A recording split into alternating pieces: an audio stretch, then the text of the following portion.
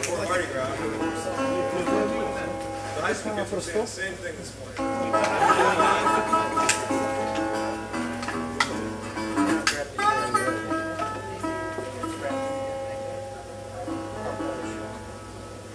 The second verse of this song has a reference to a nation set. And it's an interesting reference because it's a piece of double entendre that you wouldn't pick up unless you really studied the thing. But it's a very sexy verse, and I don't get to tell the kids in the school system, so I'm going to tell you. It's a song that I heard David Crosby sing one line of between the last two cuts of the first Crosby, Stills and Nash album. I fell in love with the line. I used to drop the needle in that space over and over again, just listening to it. It was a great lyric, and I was mad that they hadn't recorded the rest of that song. It's a Robert Johnson song. It's a great blues song from the 30s. And in it, Johnson sings about a woman who's leaving him, and he's trying to entice her to come back, warning her of the danger of the world outside. And in the second verse, he laments because she's not going to come back because of this nation sack reference. He says, I've taken her last nickel out of her nation sack. Nation sack is a contraction for donation sack. It's a sort of double drawstring purse that the tensional preachers use to collect the money from their services. You know? And they pull the string that's all there. It's sort of not unlike this. Actually, this is a one string. Like this, and they became fashion items on the Mississippi River for women. The purses became very, very popular. And the ladies of the night who worked the riverboats and docks used to carry them money from their nightly ministrations and these things as well. But to keep it safe from their rough environment, to keep it safe, they used to hang this under their skirts so the money was concealed. But to attract trade, they would jingle the coins between their legs. So when Robert Johnson says, I've taken her last nickel out of her nation's set, you have about the sexiest, most graphic, kind of reference you could ever have in a song. It'll go right by you. So now, Crosby sang, you better come on in my kitchen, 'cause it's going to be raining outdoors.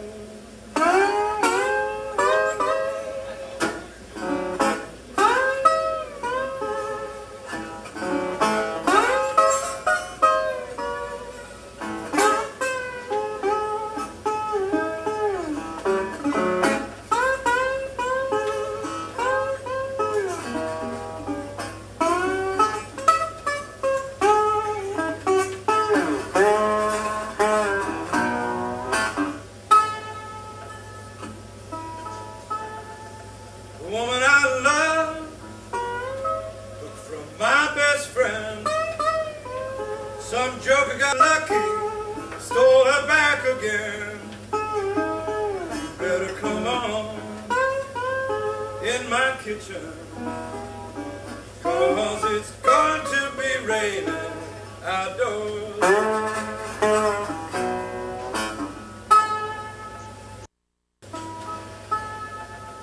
Well, she's gone, I know she won't come back. I've taken the last nickel out of her nation's sack. You better come on in my kitchen, 'cause it's going to be outdoors.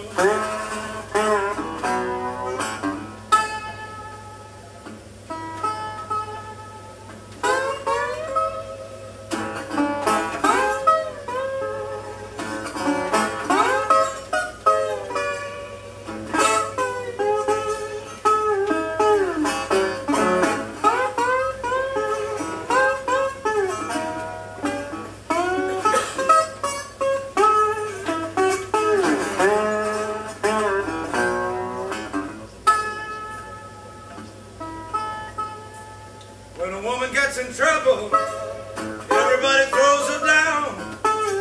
Looking for a good friend, one can't be found. You better come on in my kitchen, 'cause it's going to be raining outdoors.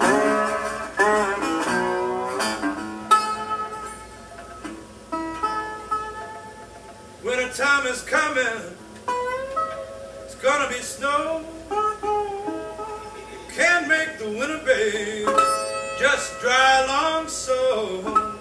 Better come on in my kitchen, 'cause it's going to be rain outdoors.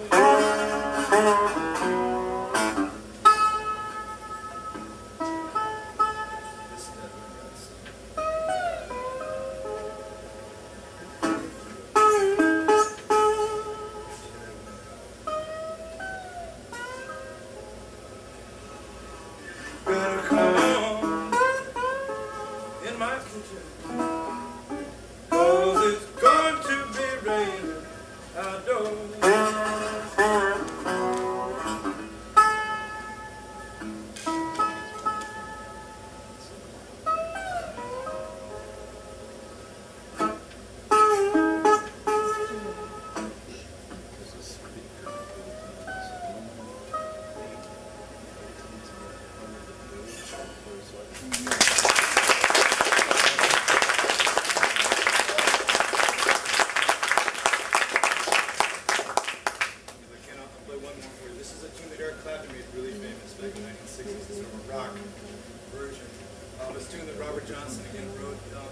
This song's about hitchhiking, not being able to get a ride home, getting caught on the side of the road when the sun goes down. You can't look honest in the dark.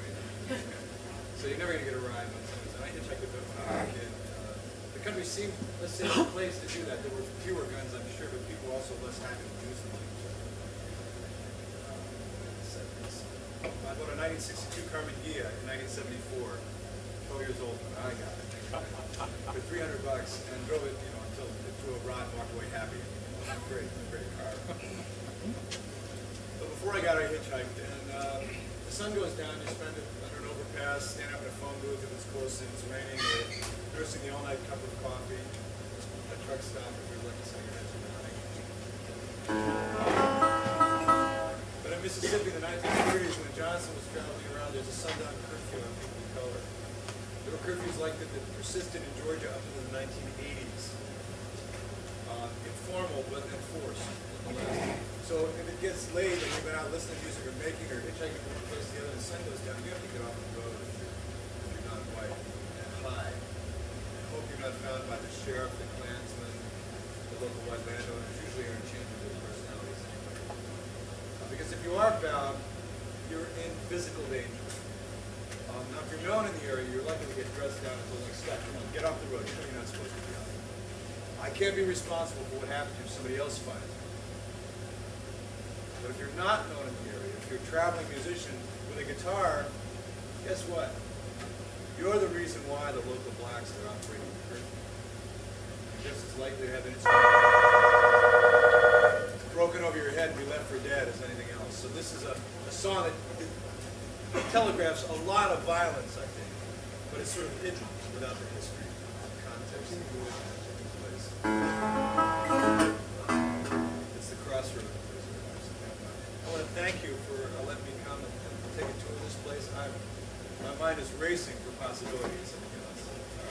I'm sure I'll find a way to drop some money in your presence before too long. But I want to thank you for my lunch and for your attention. It's a real joy to be here. And begneaud helped sponsor this residency with a donation to the Arts Council. And it's led probably a little more than 2,000 school kids have access to this kind of program. And it's been a real boon, I think. I mean, we're still waiting for all the reports to come in from the teachers and stuff, but I think it's been very positive. I want to thank you. And the week before Mardi Gras, could I have asked for that?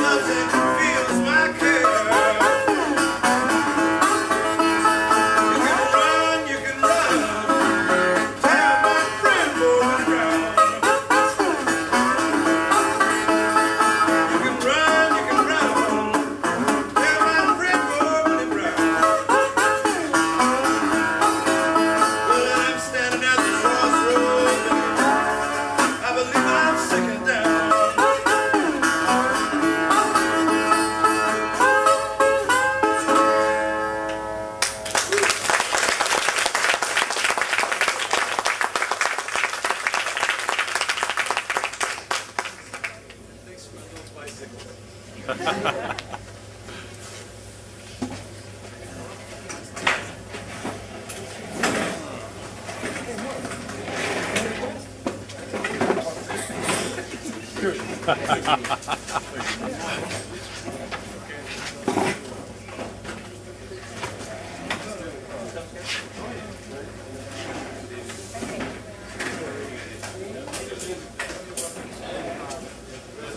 Listen to Johnson's recordings because he was like the first, just amazing slide player that was recorded.